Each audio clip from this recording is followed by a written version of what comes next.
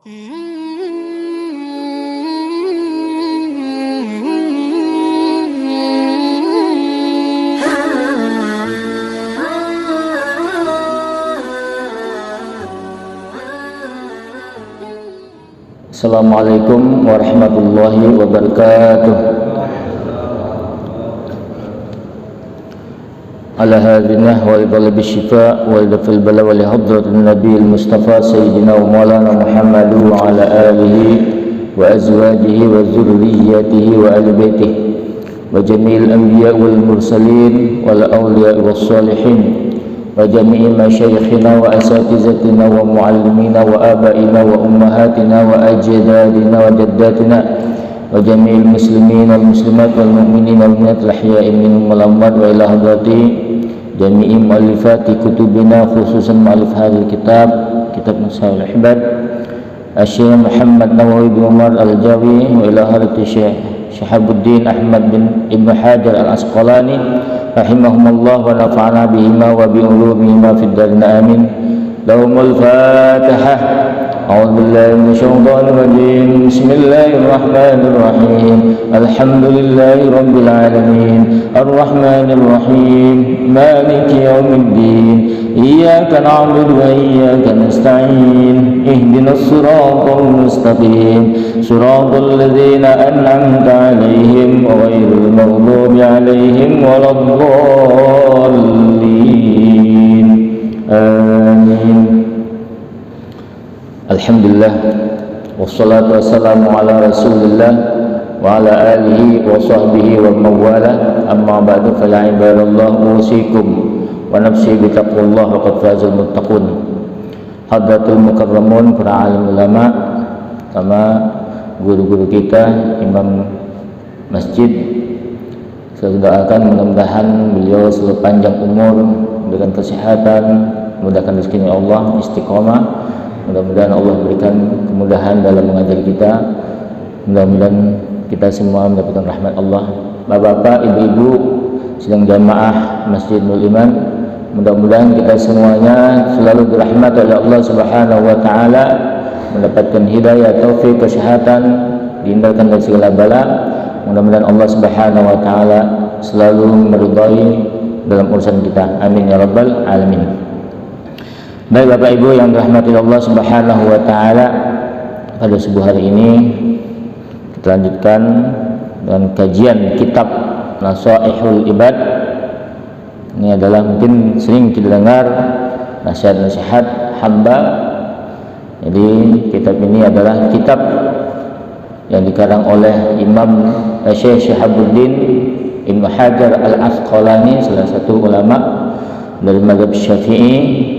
Beliau hafiz Quran, hafiz al-hadis, kemudian disyarahkan oleh Imam Nawawi Al-Bantani. Masyaallah muslimin rahimani rahimakumullah. Dalam kitab ini qala al-muallif rahimallahu wa nafa'ana bima wa bi ulumiha fid darin amin.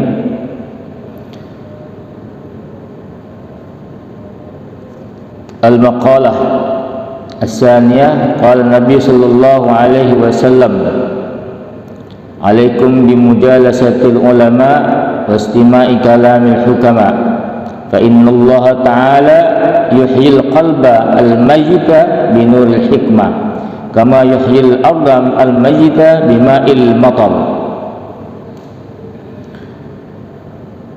Rasulullah sallallahu alaihi wasallam bersabda, kalau maaf rahimallahu nafa'ana bima Allahu a'lam bi haqiqatil murad.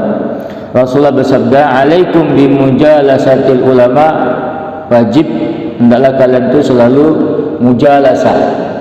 Mujalasah, duduk al-ulama dengan ulama. Kita diperintahkan oleh Rasulullah untuk mujalasah, selalu bermajlis, duduk bersama al-ulama. Siapa itu ulama? Dikatakan ulama warasatul anbiya, adalah pewaris para nabi. Mengapa? Karena ulama itu adalah mewariskan daripada Rasulullah. Karena kita tidak lagi bisa bertemu dengan Rasulullah sallallahu alaihi wasallam. Jadi dengan adanya kita ulama, maka kita bisa faham terhadap ilmu-ilmu agama. Mengapa harus kita faham ilmu agama? Karena itulah kehidupan kita. Maka beruntung kita kalau kita selalu dekat dengan ulama, sehingga kita dekat kepada Allah. Karena walaupun bagaimana manusia itu, "Wa ma khalaqtul jinna wal insa illa liya'budun," tidak aku ciptakan jin dan manusia kecuali untuk beribadah kepadaku. Jadi ingat bahwa hidup kita ini fokus itu adalah ibadah kepada Allah. Jadi tujuan kita hidup di dunia semata-mata kita untuk beribadah kepada Allah Subhanahu wa taala. Bagaimana kita tahu untuk beribadah kepada Allah? Mujalasatil ulama. Kita selalu dekat dengan ulama, belajar dengan ulama.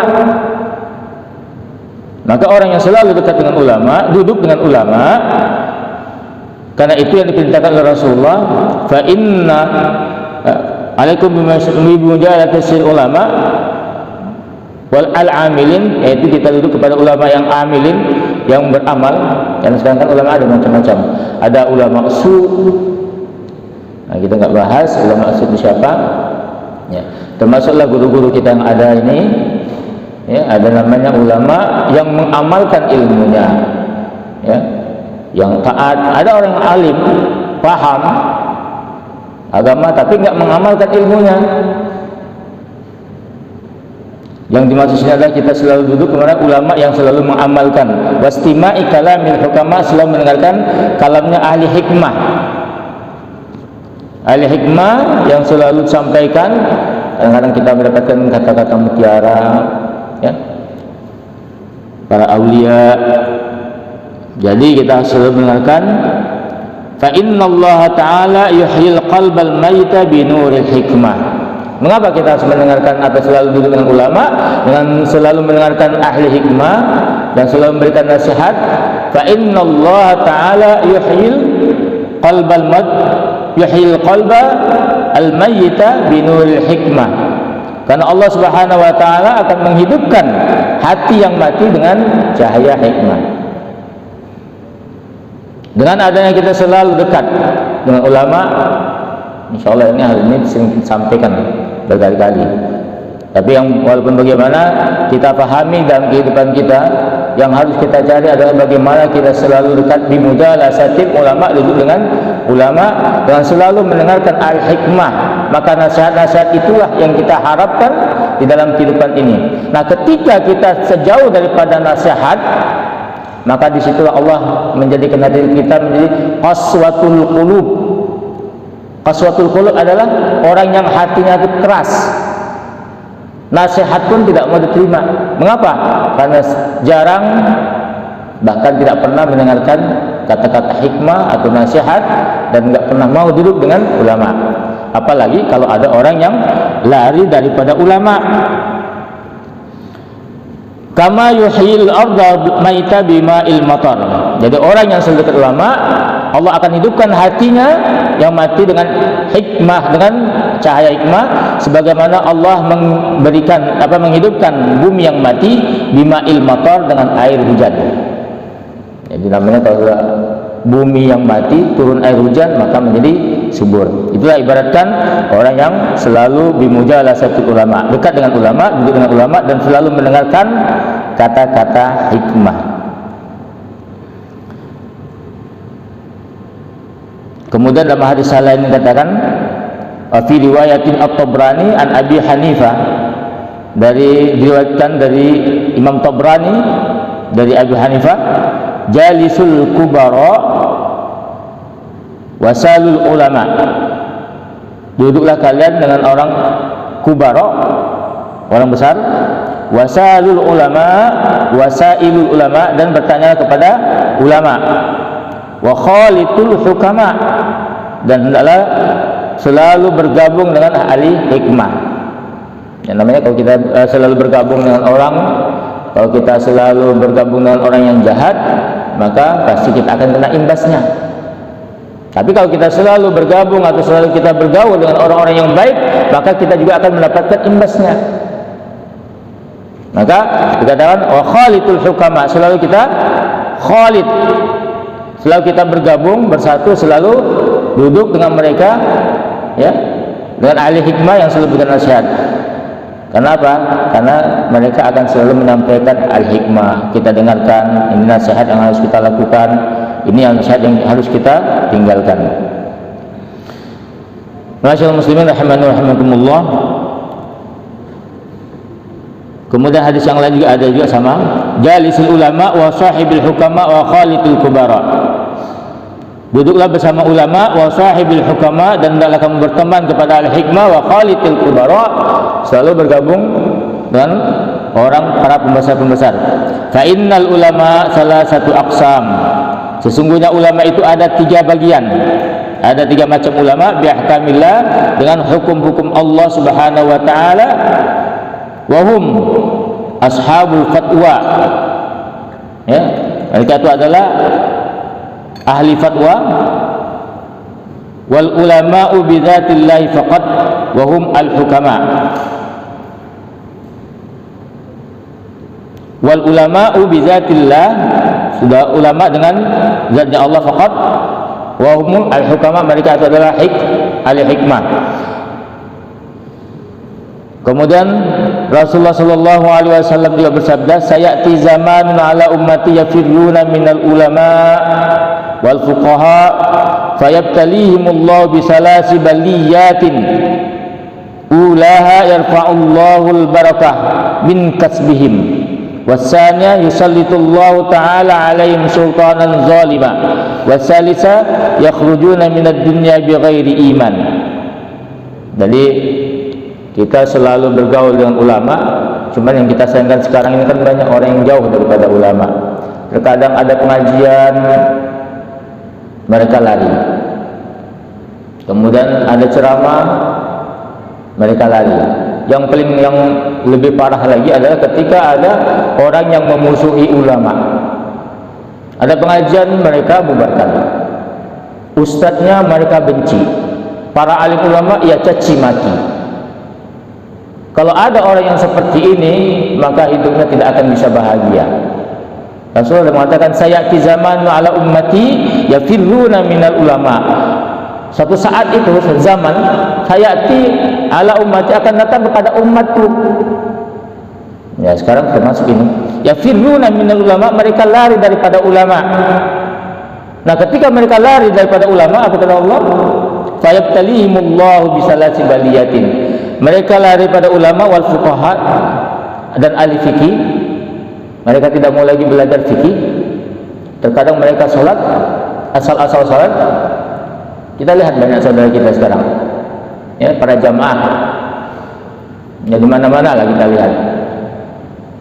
Ketika sholat berjamaah, kalau tidak menggali kitab, maka mereka akan sholat berjamaah. Nah, kalau dalam aturan fikih, ketika ada seorang makmum, sama yang masih muslim, imam berdiri, ketika imam sujud ruku, maka makmum takbir langsung ruku. Nah, ketika makmum bisa menemukan imam ruku dengan kadar subhana rabbiyal a'la, tumaknina bersama imam bertumaknina, maka orang itu mendapatkan 1 rakaat. Nah, ketika imam ruku, dia pun ruku, sama-sama diam dengan tumaknina dengan imam subhana rabbiyal a'la, imam sami Allah, maka itu mendapatkan 1 rakaat. Tapi ketika imam dia masuk, imam ruku Allahu Akbar, sementara makmumnya baru sampai Allahu Akbar, masih sempat pula membaca Al-Fatihah. Imam ruku, nah ketika imam i'tidal dia baru nak ruku, atau pas imam dia ruku, imam sudah i'tidal, maka itu tidak mendapatkan 1 rakaat. Maka wajib dia menambah. Yang kita lihat kan sekarang seperti itu. Ketika imam ruku, sempat lagi baca bismillah Fatihah, ruku ngejar imam. Nah, ini tidak sah kalau dia niatnya berjamaah dengan imam. Tidak sah jadi makmumnya, maka wajib dia mengulang sholatnya. Ini yang sering terjadi. Mengapa mereka nggak paham? Karena nggak belajar dengan ahli fikih. Maka dalam agama Islam itu ada namanya ahli fikih. Ini digagas oleh Imam Asy-Syafi'i. Maka ada belajar namanya usul fikih, itu Imam Syafi'i. Nah, maka beliau termasuk salah satu mazhab, 4 mazhab yang diakui menjadi mazhab al-sunnah wal jamaah. Imam Hanafi, Maliki, Imam Maliki, Hanafi, Hambali, Imam Syafi'i. Itu 4 mazhab yang diakui. Ada lagi satu Imam Az-Zahiri, tapi itu enggak terkenal. yang kena adalah 4. Jadi kalau kita nggak paham, nggak belajar, nah ini yang kita menyebabkan sholat kita menjadi batal, salah. Karena nggak belajar dengan ahli fikih, belajar dengan ulamanya. Maka ketika ada pengajian, maka itu mungkin pengajian kita ada khusus mengaji kitab fikih khusus. Nah itulah yang kita bisa pahami apa yang harus kita lakukan kita dalam beribadah. Kenapa? Di dalam sholat ini merupakan ibadah yang selalu kita lakukan dan itu wajib. Jangankan kita yang sehat, orang yang sakit aja tetap wajib sholat. Jadi tidak ada namanya dispensasi bagi orang yang bagi sholat. Tidak ada namanya dispensasi bagi orang yang tidak sholat, kecuali yang perempuan karena dia haid, karena dia nifas, ya. Nah, itu kalau bagi perempuan karena melahirkan. Tapi kalau bagi laki-laki tidak ada namanya. Tidak ada namanya dispensasi karena dia sakit, tidak. Tetap wajib. Kalau dia sakit selama akalnya masih bisa berjalan, maka wajib dia sholat. Nggak bisa berdiri ya duduk, nggak bisa duduk jangan berbaring, nggak bisa berbaring ya suruh telentang, nggak bisa juga cukup dengan isyarat. Tidak juga dengan bisa dengan isyarat, ya cukup dalam hati. Selama otaknya, pikiran itu masih bisa berjalan, masih bisa mengenal, cukup dalam hati. Nggak bisa juga dalam hati, ya udah disolatkan dalam hati. Kalau dia gila, itu bebas. Jadi orang yang dapat dispensasi tidak mengerjakan sholat itu, pertama karena dia sudah mati, yang kedua karena dia gila, kemudian kalau lupa ketika dia ingat wajib melaksanakan. Kalau dia ketiduran, contoh dia nggak sholat subuh ketiduran, bangun sudah jam 9, dosa nggak dia? Enggak, namanya ketiduran, tidak mendapatkan hukum dari Allah. Tapi ketika dia bangun jam 9, wajib dia sholat. Nah ini kalau kita nggak paham fikih ya begitu. Jadi ketika kita bangun, udah jam 9, wah udah habis waktu subuh, dia nggak sholat subuh, dosa. Berarti belum melaksanakan perintah Allah. Jam berapapun dia bangun, tetap dia wajib sholat subuh. Nah, sekali lagi mungkin sudah disampaikan oleh guru-guru kita. Begitu juga pada saat ini kita sholat zuhur. Karena keasikan kita bekerja, sebentar lagi dah, langsung asik kerja tahu masuk waktu asar. Dia tidak ingat bahwa dia belum sholat zuhur. Sampai besoknya baru ingat, kemarin saya belum sholat zuhur ya. Apa kita diam? Tidak, wajib kita kerjakan ketika kita ingat. Walaupun sudah berapa tahun yang lalu, kalau kita nggak mengerjakan, maka kita tetap mendapatkan dosa ketika kita ingat. Nah, maka dalam hukum, apalagi kalau hukum ada sebagian ulama Syafi'i, ketika dia bertaubat atau ketika dia ingat dari umur berapa dia nggak mengerjakan sholat, dia wajib mengerjakan sholat. Ya, mungkin pada saat ini dia sholat. Nah, ketika umur 15 tahun dia mulai balik sampai umur 20 tahun dia nggak pernah sholat, maka saat sekarang ini dia ingat, maka dia wajib mengerjakan selama 15 ke 20 berarti 5 tahun kan, dia mengulangi sholat yang selama 5 tahun. Nah, tapi walaupun bagaimana, karena kalau kita sudah bertobat, insya Allah kita dinolkan kembali. Ya, udah, yang penting kita bertobat, tidak mengulangi kembali, meninggalkan. Kalau kita sanggup untuk mengerjakan, kerjakanlah. Kalau tidak, insya Allah mudah-mudahan tobat kita selalu terima oleh Allah. Itu belajar fikih. Maka kita harus selalu dekat kepada orang ahli fikih, kepada ulama. Karena yang paham itu siapa? Guru kita, ulama kita. Maka kita jangan lari kepada mereka, jangan kita caci maki mereka, kita hina mereka. Maka kata Rasulullah, ibtalahullahu, orang yang lari daripada ulama dan ahli fikih, termasuklah mereka yang menghina, mencaci, memaki. Kalau mereka kita nggak sepaham dengan mereka, atau kita mungkin nggak tahu, apalagi kita nggak paham, ya, sehingga kita terjadi. Fayabtalihimullahu bisalasi baliyatin, maka Allah akan memberikan dia 3 musibah atau 3 cobaan. Ada 3 cobaan Allah berikan. Allah ada 3 bala yang Allah berikan kepada orang yang lari daripada ulama. orang yang selalu mencaci ulama, orang yang memaki ulama, menghina ulama. Yang pertama,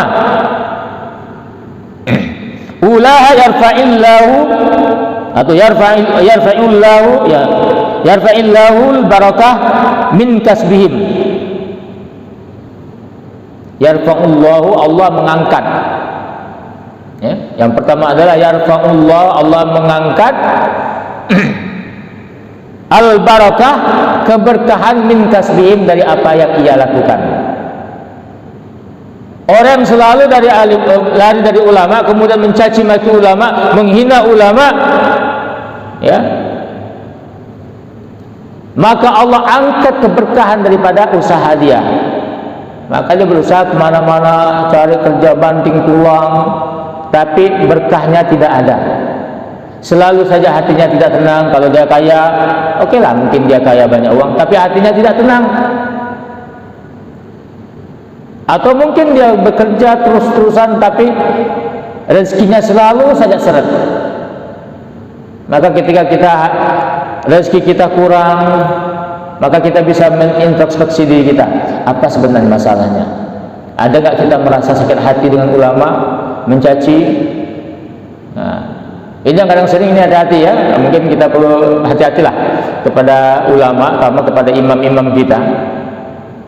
Karena sering terjadi ada imam itu yang diberhentikan oleh pengurus. Hati-hati. Adapun mereka salah, kita panggil dengan baik, kita sampaikan. Ini kadang imam sudah langsung aja di-SK-kan, diberhentikan. Apalagi kalau imam itu hafiz Quran. Kecuali kalau imam itu mempunyai kesalahan yang besar mungkin, nah itu. Tapi kalau misalkan ada suatu imam, namanya imam masjid kan sebenarnya berkolaborasi, ya, kerjasama antara imam dengan pengurus. Tetap kita muliakan para imam-imam kita. Kenapa? Karena disitulah kemuliaan seorang masyarakat, kemuliaan seseorang atau kemuliaan satu kaum, satu daerah, ketika ulama itu dihormati, imam itu dihormati. Kenapa? Dengan imam inilah yang akan menjadi membimbing kita. Ini kadang-kadang imam diberhentikan begitu saja, diomongin lagi. Ya, nah, begitu juga kepada, itulah penyebabnya mengapa kadang-kadang sering terjadi. Kita lihat di mana ketika ada orang memberhentikan imamnya, di sana suatu permasalahan selalu ada dalam pengurusan. Ya, apalagi selalu mencaci imam. Dalam suatu pengurusan selalu ada permasalahan. Ganti orang begitu lagi. Ya. Tapi ketika kita selalu menghormati, insya Allah keberkahan selalu ada bagi kita. Di dalam kehidupan kita mendapatkan berkah, kemudian dalam jamaah juga kita mendapatkan barakah daripada Allah Subhanahu wa taala. Karena ini sering terjadi. Begitu juga antara ulama, antara ustaz-ustaz. Kalau ada dalam satu daerah, bagus ustaz itu gabung. Kadang ada ustaz ini ngomongin ustaz yang lain. Nah, ini yang hancur. Masyarakat ini, oh iya ustaz itu begini. Ustaz ini lain lagi, sekarang kan menjadi ada golongan. Nah itu. Tapi antara satu dengan ustaz yang lain saling sama-sama, apalagi dalam satu daerah, satu masjid, harus sama, satu bergabung, saling menutupi, saling melengkapi, bukan mencari kekurangan. Kalau kita mencari aib orang lain, mencari kekurangan, maka aib kita lebih besar lagi dibukakan oleh Allah Subhanahu wa taala. Ketika kita mencaci ulama, karena ulama itu Rasul Anbiya yang mengajarkan ilmu, ketika kita mencaci mereka, menghina mereka, Allah bukakan lagi kehinaan kepada kita. Maka dikatakan ibtalahumullahu bisalasi baliyatin, yaitu ulahum yarfa'illahul barakat min kasbihim. Allah angkat keberkahan daripada usaha mereka. Hati-hati. Wasaniyah, yang kedua, yusallitullahu ta'ala alaihim sultanan zalima. Allah berikan mereka penguasa yang zalim. Maka dia dikuasai oleh penguasa yang zalim. Kampungnya selalu dia kuasai zalim, pemimpin-pemimpin yang zalim, yang selalu ia rasakan tidak ada kebahagiaan, tidak ada ketenangan. Itu yang kita perhatikan. Yang ketiga, wasalisatu yakhrujuna minad dunya bighairi iman. Keluar dari dunia ini tanpa iman. Ini yang kita takutkan. Akhirnya apa? Meninggal tanpa iman. Apalah guna kita hidup selama di dunia ini kalau kita meninggal dalam keadaan tanpa iman? Ibadah kita yang kita lakukan sia-sia, sementara yang kita cari adalah bagaimana kita bisa bahagia di akhirat. Kebahagiaan di dunia, nikmat yang Allah berikan kita di dunia itu nggak seberapa, terlalu kecil sekali. Bahkan Allah mengatakan nikmat yang Allah berikan kepada kita di dunia ini, walaupun kita merasakan, oh sayalah orang yang paling kaya di dunia, itu tidak seberapa. Kita ambil jarum, kita celupkan ke air, tetesan, kemudian kita angkat tetesan air yang ada di jarum itu, itulah nikmat Allah yang Allah berikan kepada kita. Ambil jarum, masukkan jarum di lautan, laut berapa besar lautnya ini? Ambil tetesan air, itu baru nikmat Allah yang Allah berikan kepada kita. Yang kita merasakan kita. Nah, kenikmatan di surga bagaimana? Itu lebih besar lagi.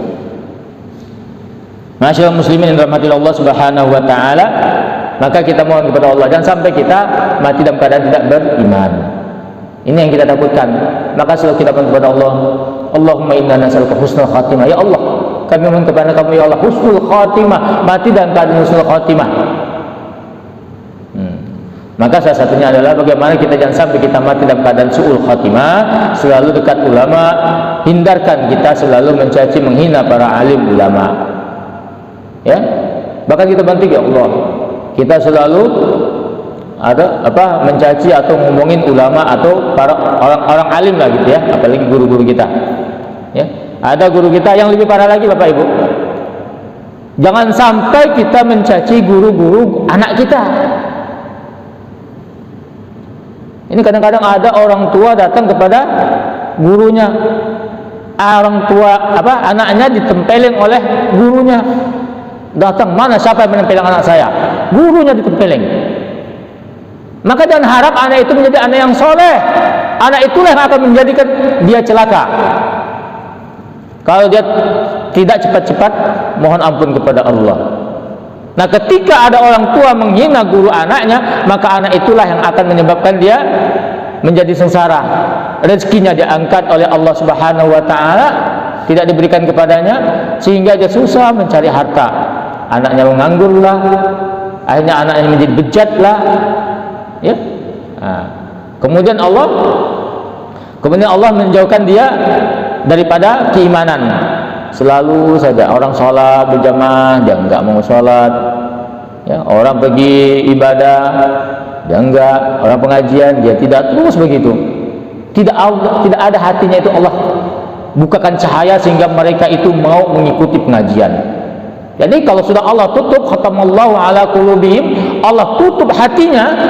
Nauzubillah summa nauzubillah. Inilah yang kita takutkan jangan sampai terjadi pada diri kita.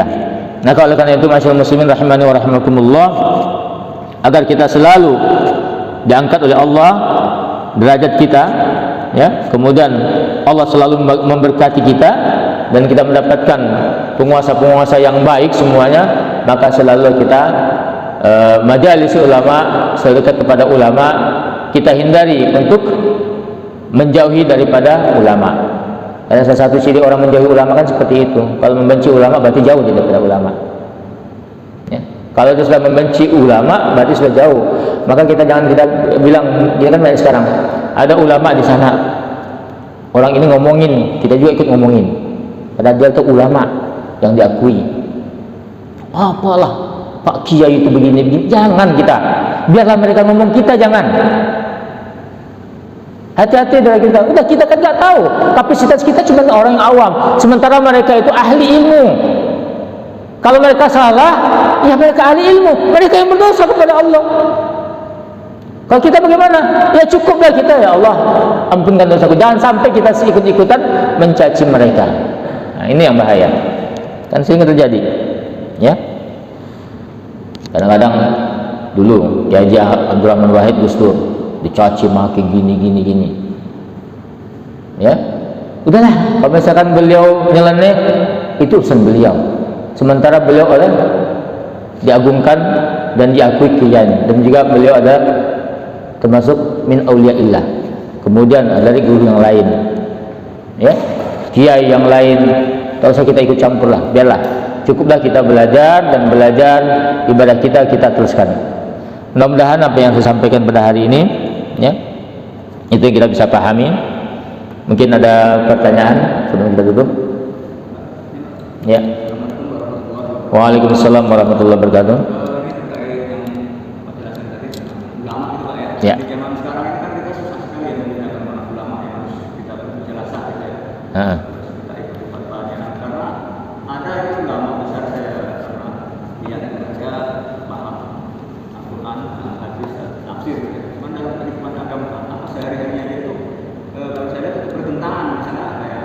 Istrinya atau anak perempuannya itu nggak bekerja. Terus ada juga ini ulama besar misalnya, dia dalam suatu apa itu dia pernah memberi hubungannya kepada calon pemimpin yang kafir. Terus dia terhadap orang-orang seiman atau sekaya lagi gitu. Dia nampaknya ini kurang gitu ya pembelaannya. Jadi bolehkah kita meninggalkan yang ulama seperti itu? Dan kriteria ulama seperti apa yang harus kita ikuti fatwanya atau kita harus bermujalasah dan mengambil ilmu? Assalamualaikum warahmatullahi wabarakatuh. Di dalam masalah ulama yang mana ulama su, kita bukan kapasitas kita untuk bisa menentukan ulama su, ya. Nah, ketika orang itu dikatakan tidak baik oleh seluruh ulama di justice, ya, maka kita tinggalkan. Tapi nggak usah kita hina mereka. Tinggalkan iya, jangan ikuti fatwanya, karena ada fatwa yang lebih baik. Ada fatwa yang telah kita diajarkan, itu yang kita ikuti. Tapi cukuplah kita tinggalkan, tidak usah mengikuti beliau. Tapi dan kita hina beliau. Kenapa? Di dalam masa memahami agama itu bermacam-macam, karena ada silang pendapat. Dan juga jangan kita melihat seseorang itu, apalagi ada alim, dia paham agama. Kemudian kita lihat beliau tuh, kok ulama ini seperti ini, kok tinggalnya di sana. Jangan kita justice mereka tuh orang yang jelek.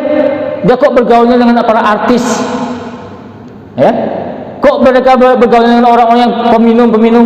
Dan kita justice beliau, itu adalah ulama, orang dari pesantren, alim ulama. Tapi kok seperti itu? Jangan dulu kita justice mereka bahwa mereka itu adalah orang yang tidak baik.